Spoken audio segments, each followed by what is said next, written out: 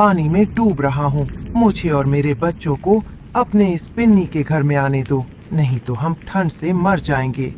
मम्मा, ये तो वही कालू अंकल है जिन्होंने हमारा मजाक उड़ाया था। इन्हें अंदर मत आने दो। नहीं कुकू बेटा, दरवाजे पर आए दुश्मन को भी खाली हाथ नहीं लौटाते। कालू इस समय बहुत मुसीबत में है। रानू चिड़िया तुरंत दरवाजा खोलती है और कालू और गोरी को अंदर बुला लेती है।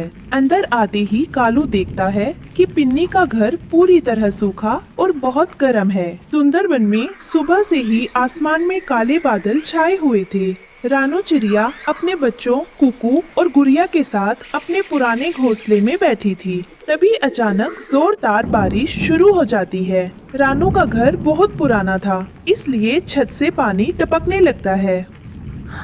मम्मा, मम्मा, देखो छत से पानी गिर रहा है। मेरे सारे पंख भीग गए हैं। मुझे बहुत ठंड लग रही है। मम्मा, पानी बहुत ज्यादा टपक रहा है। हमारा पूरा बिस्तर गीला हो गया है। अब हम कहाँ सोएंगे? डरो मत मेरे बच्चों, मम्मा है ना, बस थोड़ी देर रुक जाओ। जैसे ही बारिश थमेगी हम अपनी छत को ठीक कर लेंगे। किसी तरह रानू अपने बच्चों को भीगने से बचाती है। थोड़ी देर बाद जब बारिश रुकती है तो बच्चे उदास होकर बैठ जाते हैं, क्योंकि घोंसला पूरी तरह गीला हो चुका था। तभी पड़ोस के पेड़ से कालू कौवा उड़ता हुआ आता है। कालू का घर बहुत घने पत्तों के बीच था, जहाँ पानी नहीं पहुँचा था। वह रानू के गीले घर को देखकर उसका मजाक उड़ाने लगता है। अरे रानू चिड़िया, तुम्हारा घर है या पानी का झरना? देखो तुम्हारे बच्चे कैसे चूहे की तरह भीग कर कांप रहे हैं। मेरे घर को देखो, एक बूंद भी पानी अंदर नहीं आया। कालू अंकल, हमारा मजाक मत उड़ाइए। हमारी मम्मा अभी नया घर बना देंगी। अरे छोटी चिड़िया, तुम्हारी मम्मा फिर से सूखी घास लाएगी और अगली बारिश में तुम्हारा घर फिर से भीग जाएगा। तुम लोग कभी सूखे घर में नहीं रह सकते। कालू हंसता हुआ चला जाता है। रानू चिड़िया सोच में पड़ जाती है कि सूखी घास का घोंसला तो हर बार पानी सोख लेता है। तभी उड़ते हुए रानू की नजर पास की इंसानों के गांव के बाहर पड़ी प्लास्टिक की थैलियों पर पड़ती है।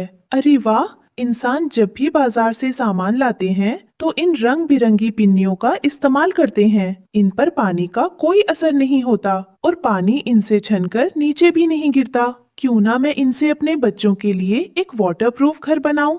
रानू चिड़िया तुरंत काम पर लग जाती है। वह गांव से साफ सुथरी पिन्नियां चुनकर लाती है। कुकू और गुड़िया भी छोटी छोटी पिन्नियां लाने में अपनी मम्मा की मदद करते हैं। मम्मा, ये देखो, मैं एक बहुत सुंदर नीली पिन्नी लाया हूँ।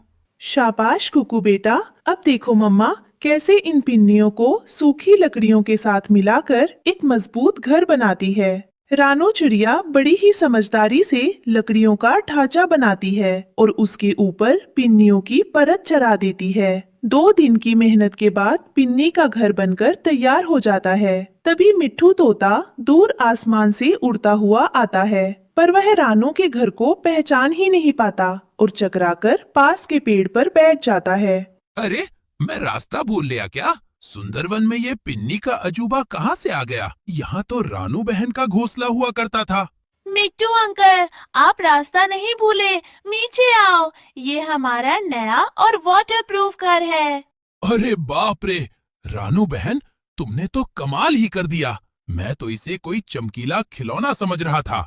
ये पिन्नी की छत तो इतनी कड़क है कि पानी की एक बूंद भी अंदर नहीं झाँक पाएगी। हाँ मिट्ठू भैया, अब मेरे बच्चे बारिश में कभी नहीं भीगेंगे। रानू चिड़िया का नया वाटरप्रूफ घर देखकर जहाँ मिट्ठू तोता खुश था, वहीं पेड़ की दूसरी डाल पर बैठा कालू कौवा जलन के मारे कोयला हुआ जा रहा था। वह अपनी पत्नी गोरी कोवी के साथ रानू के घर को टुकुर टुकुर ताक रहा था। अरे गोरी, जरा इस चिड़िया के नखरे तो देखो। कूड़े कचरे से प्लास्टिक की पिन्नियां उठा लाई और समझ रही है कि कोई महल बना लिया। अरे कालू जी, बातें मत बनाओ। आसमान में काले बादल देखो, फिर से भयंकर तूफान आने वाला है। इस बार हमारी सूखी घास की छत टिकेगी नहीं। जरा अपनी इस खोपड़ी का इस्तेमाल करो और रानू से वो घर हथियाने का कोई उपाय सोचो। तुम फिक्र मत करो गोरी भाग्यवान, कालू कौवे के होते हुए हम इस खुले आसमान के नीचे नहीं भीगेंगे। इस पेड़ का राजा मैं हूँ। बारिश शुरू होने दो, मैं अभी जाकर उस चिड़िया को डराकर भगा दूंगा और उस पिन्नी के घर पर अपना कब्जा कर लूंगा। कुछ दिन बाद जंगल में एक बहुत भयानक तूफानी बारिश आती है। हवा इतनी तेज थी कि बड़े बड़े पेड़ हिलने लगते हैं। कालू कौवा अपने घने पत्तों वाले घर में बैठा था, लेकिन तेज हवा के कारण उसके सारे पत्ते उड़ जाते हैं और मूसलाधार बारिश का पानी सीधे उसके घर में भरने लगता है। अरे गोरी, भागो यहाँ से, पेड़ की डालियाँ टूट रही हैं। चलो जल्दी से रानू के उस पिन्नी वाले घर में घुस जाते हैं। ओए माँ, ये कैसी आफत आ गई। मेरी सारी सूखी घास बह गई। पानी के मारे मैं तो डूब जाऊंगी।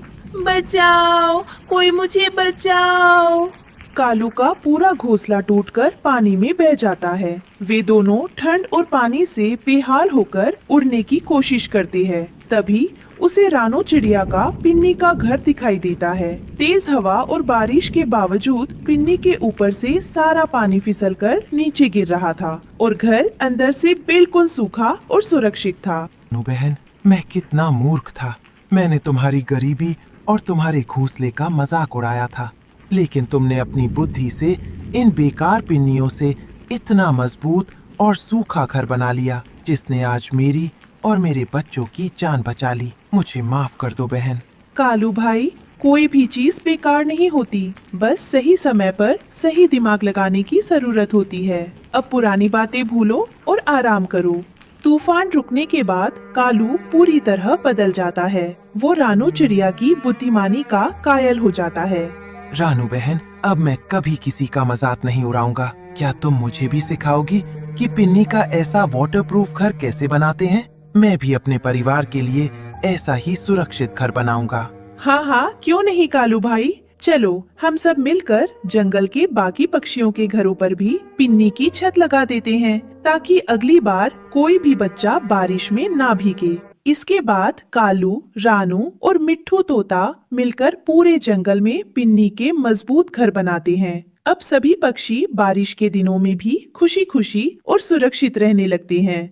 इस कहानी से हमें सीख मिलती है कि मुसीबत के समय रोने के बजाय अपनी बुद्धि का इस्तेमाल करके बेकार चीजों से भी सबसे अच्छी चीज बनाई जा सकती है। कभी भी किसी की मजबूरी या उसके छोटे घर का मजाक नहीं उड़ाना चाहिए, क्योंकि वक्त बदलते देर नहीं लगती।